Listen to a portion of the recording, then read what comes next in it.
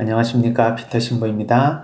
지난 시간에 상담이란 무엇인가요? 라는 그런 주제를 가지고 상담의 개념에 대해서 간략하게 알아봤는데, 오늘은 그 개념과 조금 연결되어 있는 다른 주제들을 가지고 두 번째 강의를 이어가도록 하겠습니다. 먼저 상담은 어느 영역에서 이루어지는가? 심리 상담은 사실 정서, 진로와 직업, 교육 및 학업, 발달과 장애, 결혼과 가정, 인간관계, 적응, 중독, 비행, 삶의 의미, 그리고 신앙과 영성에 이르기까지 우리 삶의 모든 영역에서, 그리고 우리 삶의 모든 연령대에서, 그리고 우리가 생각하고 느끼고 행동하는 모든 부분에 대한 주제를 가지고 있습니다. 그러나 이런 주제 이외에 또 다른 전문적인 영역이 있죠. 흔히 얘기하는 부동산 상담, 세무 상담, 법률 상담, 건강 상담, 투자 상담 등의 이러한 상담 등은 우리 심리 상담과는 조금 정보가 다르죠. 현세의 삶의 심리적인 것 또는 정서적인 것, 우리의 정신적인 것과 연결이 되지 않는 세속적인 상담에 대한 이런 정보 전달에 해당되는 주제들은 우리는 보통 이제 정보가 필요한 상담들이니 그것을 컨설팅이다 또는 그 조언을 받는다 해서 어드바이스의 의미가 더 강하기 때문에 카운슬링과는 차이가 있다, 이렇게 볼 수 있습니다.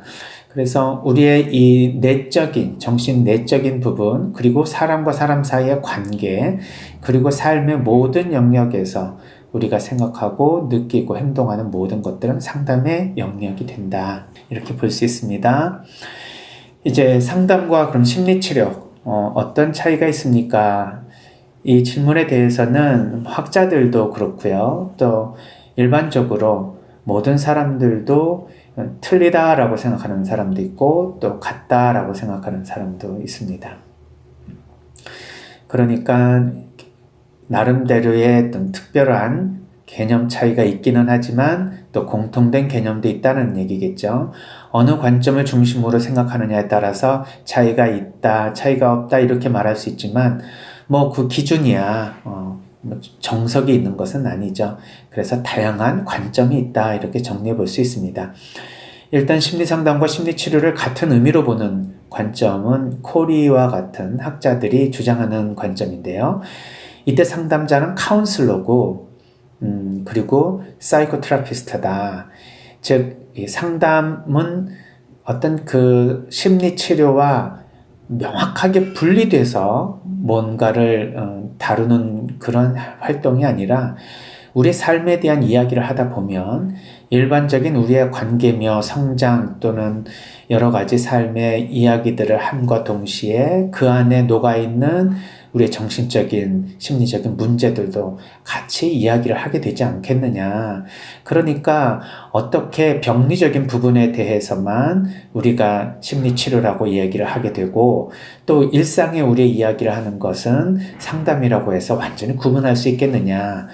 또한 우리의 일상의 이야기들은 결국 우리의 정신적인 문제로 이야기를 할 수 있는 가장 기본적인 전제가 되고 또 우리의 심리적인 여러 가지 질환들, 이런 것들은 우리의 일상의 생활과 밀접히 연결되어 있기 때문에 이 둘은 사실 같은 의미로 보아야 된다라는 개념이죠.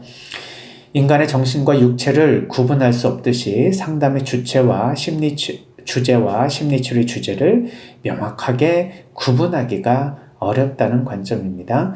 상담사와 심리치료사는 활동에서 차이점보다는 유사점을 더 많이 가지고 있다는 얘기겠죠. 그래서 공감, 경청, 질문, 해석, 조언, 정보 제공, 지지, 이러한 상담적인 기술은 상담에서도 실시되는 기술이며 동시에 심리치료에서도 이용하는 기술이다. 그러니까 거의 구분되지 않는다. 그렇기 때문에 우리가 예를 들면 이제 심리상담을 받는다 했을 때 결과적으로는 심리치료적인 그런 효과를 볼 수도 있겠죠. 그러니까 목적은 어떤 상담적인 목표에 정향되어 있다 하더라도 효과는 심리치료적으로 나타날 수도 있다. 반면에 상담과 심리치료를 좀 다른 의미로 보는 학자들이 있습니다. 이분들은 상담과 심리치료를 뭔가 구분하지 않더라도 구별은 할 수 있다는 입장이죠. 그러니까 구분된다는 것은 딱 선을 그어서 A다, B다 이렇게 말할 수 있다라는 얘기고, 구별은 조금 더 차이는 있는데 그렇다고 명확하게 이렇게 선을 그어서 확인해 볼 수는 없다. 그런 의미에서 이제 구별을 할 수 있다는 입장입니다. 그러니까 공통점도 있지만 차이점이 조금 더 그 개념의 그 중심을 좀 두고 있는 것이죠. 일단 첫 번째로는 다루는 문제 영역에서 좀 차이가 난다는 얘기입니다. 상담은 우리 인간 관계, 정상적인 사람들이 소통이 잘 안 된다. 이럴 때 이 대인관계에 대한 여러 가지 문제들을 이야기하는데, 그것이 그렇다고 해서 그 사람이 어떤 정신적인 문제를 가지고 있다라고 말할 수가 없으니까, 일반적인 사람들이 겪고 있는 일상의 문제들, 즉 대인관계, 진로, 학업, 삶에서 발생하는 적응이나 조절과 관련된 문제 등을 주로 다루게 된다. 그렇지만 심리치료는 우울증, 불안장애, 강박장애, 성격장애 등과 같이 구체적인 증상과 질환에 초점을 맞춘다는 것이죠. 그래서 사실 상담은 그냥 치료라고 하지 말자. 상담은 그냥 상담이라고 하고, 조금 구체적인 증상과 질환에 초점을 맞출 때 우리는 그것을 심리치료라고 하자, 이렇게 이야기를 하는 것입니다. 또한 다루는 문제 영역뿐만 아니라 추구하는 목적에서도 차이가 납니다. 상담은 행동의 변화, 새로운 생활 기술의 학습 등을 목적으로 할 수 있지만, 심리치료는 내면화된 사고, 어떤 프레임이 있습니다. 사고의 스트럭처가 있다, 이렇게 보통 얘기를 하죠. 그러니까 사고, 이게 생각을 하는 나름대로 모든 사람들은 자신만의 틀이 있습니다. 이 틀을 변화시키거나 아니면은 어떤 그 틀에서 발생하는 생각의 흐름, 이러한 역동을 변화시키는 조금 더 전문적인 그런 활동이라고 보는 거죠. 그 다음에 미해결된 갈등의 해소. 우리가 어린 시절 때 초기 양육 단계에서 뭔가 이렇게 부족한 것이 있을 때 이런 결핍이 심리적으로 발생하게 되고요. 성장이 좀 더뎌서 상처가 좀 난 그러한 내면 아이들이 있다. 네, 이러한 그 미해결된 갈등을 우리가 이후에 해결할 수 있으려면 단순한 언어적 접근이 아니라 치료적 접근이 필요하다. 그래서 심리치료는 상담과는 조금 더 전문적인 활동이다, 이렇게 얘기를 하기도 합니다. 성격이 기본 구조의 변화를 목적으로 한다. 기본 구조가 있다. 아까도 말씀을 드린 거죠. 그래서 나름대로 동양의 인간관에서도 우리가 타고난 기질이 있죠. 어떤 사람들은 조금 외적인 그러한 것을 좋아하고, 누구는 좀 내적인 성향이 있다면 이것은 환경에 영향을 받기도 하지만 사실 타고난 기질이 분명히 존재합니다. 그래서 단순하게 외향이다, 내향이다 이러한 것으로만 우리가 어떤 심리적인 구조를 보는 것이 아니라, 성격의 기본적인 여러 구조와 틀이 있는데 이 틀의 변화 등을 촉진한다 라고 하는 것은 내성적인 사람이 외향적인 사람으로 바뀐다 또는 바꿀 수 있다라는 의미가 아니라, 내향적인 사람은 그 나름대로 그 안에서 성격적인 고유한 특성들이 있는데, 이 특성이 어떤 면에서는 잘 기능하지만 어떤 면에서는 잘 기능하지 않을 수 있습니다. 따라서 잘 기능하는 것은 극대화시켜주고, 잘 기능하지 않는 것은 조금 그 기능하지 않는 것을 좀 보완해 줄 수 있는 그러한 방식으로 이 구조를 온전하게 활용할 수 있도록 도와주는 것을 말합니다. 그래서 어떤 그 사람이 큰 인격을 완전히 변화시킨다, 이런 의미가 어떤 의미로 사용되는지에 따라서 개념이 다르겠지만, 사람을 바꾼다는 개념이 아니라 온전히 기능한다 또는 자신이 가지고 있는 능력을 최대한 발휘할 수 있도록 해준다, 이런 의미에서 어떻게 보면 그러니까 어떤 시스템을 이제 바꾸는 것이 아니라 그 시스템이 가지고 있는 가능성, 기능성을 최대한 높여주는 것을 의미한다고 볼 수가 있습니다. 어쨌든 저의 개념은 이거를 구분하든 아니면 구별하든 뗄래야 뗄 수 없이 밀접히 연결되어 있는 개념이 상담과 심리치료다. 상담은 심리치료의 어떤 하나의 그 전제 조건일 수도 있고, 또 심리치료는 상담의 최종적인 어떤 결과일 수도 있겠죠. 또는 그 반대일 수도 있을 것입니다. 아무튼 학자들은 구별하지만, 그러나 저희는 비슷하게 우리의 내적인 그러한 기능성과, 그리고 더 나아가 우리의 성장과 발달을 위한 그러한 도움의 관계라고 이해를 해본다면, 이 모든 개념을 다 포함하는 포괄적인 개념을 가지고 있어도 큰 문제는 안 될 것 같습니다. 그 다음에 심리 상담의 이제 형태를 한번 알아보겠습니다. 심리 상담은 이제 크게 개인 상담과 집단 상담으로 구별해 볼 수가 있죠.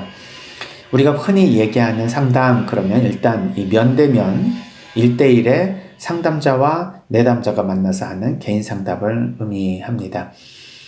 그 다음에 이제 한 10명에서 크게는 뭐 한 12, 13명 정도의 사람들이 함께 모여서 집단 상담을 하는 것을 가끔 우리는 그 외국의 영화를 통해서 볼 수 있겠죠. 일주일에 한 번 내지는 2번 이렇게 지도자 또는 치료사, 리더라고 말할 수 있는 사람들과 함께 같은 증상을 갖고 있거나 같은 어려움을 갖고 있거나 또는 같은 문제를 공유하는 사람들이 모여서 서로 지지해주고 서로 삶에 대해서 함께 들어주고 공감해주고 또 격려해주는 이러한 그 집단 상담은 개인적으로 이루어지는 활동보다는 훨씬 더 집단 안에서 나오는 치료적 효과가 강하기 때문에 치료적인 효과도 굉장히 높은 것으로 알려져 있습니다. 그래서 이렇게 전문가와 함께 여러 사람이 함께 참여하는 집단 상담이라는 것이 있습니다. 이 집단 상담을 크게 구조화된 상담 또는 비구조화된 상담으로 나누게 되는데요. 구조화된 상담은 구체적으로 어떤 프로그램이 있습니다. 그래서 1주차는 무엇을 하고 2주차는 무엇을 하고 뭔가 계획된 그러한 그 체계 안에서 이루어지는 집단 상담을 구조화된 상담이라고 하고요. 비구조화된 상담은 그냥 그 집단 안에서 발생하는 집단원들의 역동, 그러니까 A라는 사람, B라는 사람, C라는 사람 이렇게 쭉 있는데 어떤 주제도 상관없습니다. 또 누가 먼저 말해도 상관이 없습니다. 어떤 방식으로 말해도 상관없습니다. 그 안에서 일어나는 모든 그 지금 여기에서의 일어나는 사건들이 바로 심리 상담의 주제가 되는 것이죠. 그래서 일상에 우리가 살아가면서 만나게 되는 이 사회에서 일어나는 모든 현상들이 이 조그마한 소집단 안에서 발생하게 됩니다. 그러면서 그 안에서 서로 어떻게 협력할 것인가, 또는 갈등을 어떻게 풀어나갈 것인가, 또는 여러 가지 문제들이 있을 때 어떻게 도와줘서 치유로 이끌어줄 것인가 하는 것에 대한 것을 직접 체험하게 되죠. 근데 이때 체험은 안전한 집단 리더 안에서 이루어지는 그런 보호된 방식으로 치료가 일어나기 때문에 다른 사회에서는 상처를 받고 그 집단으로부터 떨어져 나와서 분리되는 그런 방식으로 상처를 받는 경우들이 많지만 이 집단 상담은 이 안에서 결국은 치유로 또는 치료로 마감할 수 있는 그런 치료적인 집단이라는 특징이 있습니다. 그래서 일반 사회에서 일어나는 모든 일들이 일어나지만 그러나 심리 치료를 최종 목적으로 하는 집단인 만큼 굉장히 그 안에서의 역동은 강력하고 또 효과도 굉장히 강력하다 이렇게 볼 수 있습니다. 우리나라에서는 이런 집단 상담이 일반화되어 있지는 않습니다. 그래서 조금 개인 상담은 많이들 이제 지금은 받고 계시는 걸로 통계도 이렇게 잡혀 있고 또 암암리에 정신과적인 약물 치료 이외에 대안적인 방식으로서의 어떤 심리 치료 이런 것들을 많이 받지만 이 집단 심리 치료를 전문적으로 이렇게 어떤 그 프로그램으로 만들어서 돌리는 그런 센터나 이런 상담실들이 많지 않습니다. 그래서 저는 이 집단 상담이 좀 잘 활성화되었으면 참 좋겠다. 그래서 이제 사별자 집단이라든지 뭐 요즘에 이렇게 정신과에서는 이제 알코올릭 집단, 그다음에 단도박 집단 이런 것들은 있지만 구체적으로 조그마한 이런 주제별로 그런 고통을 당하고 있는 분들이 함께 모여서 서로 이렇게 삶에 대해서 지지해주고 또 같이 그 고통을 나눠줄 수 있는 그런 소집단 모임이 굉장히 필요하다는 생각이 듭니다. 우리 가톨릭에서도 사실 소공동체 모임을 활성화시키려고 하는 것도 큰 틀에서는 성당에 모여서 미사 전례와 성사를 통해서 하나님의 은총을 받아가지만 구체적으로 그 은총이 자기 삶 안에 실질적으로 체험되는 한 사람 한 사람의 그러한 실제적인 체험들은 삶에서 우리 서로의 만남을 통해서 이루어지니까 소공동체 모임이 활성화되어야 된다는 그러한 생각으로 모든 교구에서 소공동체 모임에 대해서 강조를 해왔죠. 그러나 아직까지는 이런 그 소공동체 모임의 집단원 구성이 사실 그 집단의 활성화 또는 그 집단의 그런 효과를 결정하게 되는데, 그 집단을 구성하는 데 있어서 뭔가 이런 그 계획적인 그리고 구체적인 어떤 그 매뉴얼이 나와 있지 않기 때문에 그냥 집단을 이렇게 구성해주면, 예를 들면 뭐 어느 동 몇 통 몇 반 뭐 이렇게 해서 1반서부터 4반까지는 뭐 한 그룹으로 모인다, 이렇게 해서 소공동체를 지역별로 이렇게 묶어버리니까 그 안에 있는 사람들의 이러한 속성은 다 다르잖아요. 직업도 다르고 나이도 다르고 또 생활 수준도 다르고, 그래서 그러한 어떤 그 삶의 영역에서 모든 분들이 그런 그 현재 있는 그 상태에서의 그런 차이점 때문에 서로 집단원끼리 같이 응집하고 같이 함께 모일 수 있는 그런 효과가 많이 떨어지게 되는 것이 사실입니다. 그래서 이 집단 상담을 구성할 때도요, 집단을 이렇게 구성할 때서부터 전문가는 이 집단이 함께 치료적으로 구성될 수 있는지 아닌지를 항상 평가를 하면서 사전에 모니터링을 하게 되죠. 그래서 사전 면담을 통해서 집단에 들어올 수 있는 사람들을 선별하게 됩니다. 이 집단에 들어오는 사람 중에 개인 상담을 받아야 될 사람이면 집단 상담보다는 개인 상담 쪽으로 소개를 해주게 되죠. 왜 그런가 하면 집단 안에서 자기 방어도 좀 할 수 있고, 그리고 다른 사람에게 뭔가 지지도 해줄 수 있는 조금 이렇게 건강한 사람이 집단 상담에 참여를 해야 되는데, 너무 임상적으로 상처를 크게 받아서 어떤 그 외상을 경험했다거나 아니면 스스로 자신을 방어하지 못해서 사람들과의 관계에서 큰 상처를 받는 분들은 집단 안에 그냥 참여하기가 어렵겠죠. 나름대로 자기를 이렇게 굳건하게 조금 더 보호할 수도 있고, 자기 주장도 좀 할 수 있고, 자기가 다른 사람과의 관계에서 자기의 정체성을 잃어버리지 않으면서도 또 자기를 내어줄 수 있는 힘이 있는 정도, 이게 이제 자기 자아 강도라고 하는데요. 이런 자아 강도가 어느 정도 좀 탄탄하게 있는 분들이 집단을 참여하게 됩니다. 그래서 이러한 그 자아 강도가 좀 떨어지는 분들은 개인 상담을 통해서 충분히 자기가 자존감과 자기 효능감을 좀 올린 상태에서 집단 상담을 참여하게 되죠. 집단의 형태를 아까는 이제 둘이 만나느냐 집단으로 만나느냐에 따른 분류를 했다면, 지금은 인적 구성에 따라서 또 상담의 형태가 달라진다라고 볼 수 있습니다. 부부 커플 상담이라는 것도 있죠. 그래서 이것은 부부가 또는 결혼하기 예정되어 있는 약혼한 사람들 또는 이혼을 앞두고 있는 그런 갈등하는 부부들, 연애 중에 있는 그런 그 연인들, 이렇게 두 사람이 관계에 대해서 문제가 발생했을 때 그것을 도와주는 상담, 이것을 뭐 부부 상담, 커플 상담이라고 합니다. 이 부부에게는 갈등을 해결하고 부부 관계를 도와주지만 이혼할 수밖에 없는 상황에서 만약에 커플 상담을 받는다면 건강하게 이혼할 수 있도록 도와주는 것도 어떤 면에서는 상담의 굉장히 중요한 기능 중에 하나죠.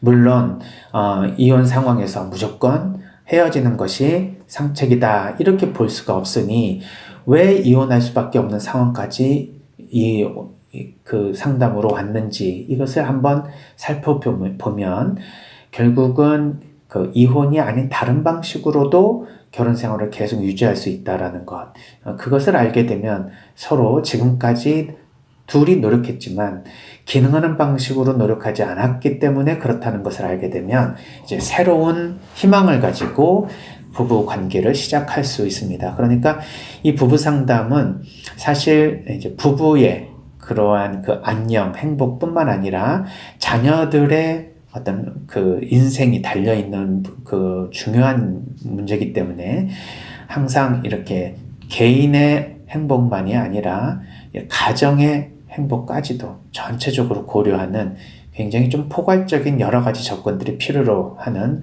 상담입니다.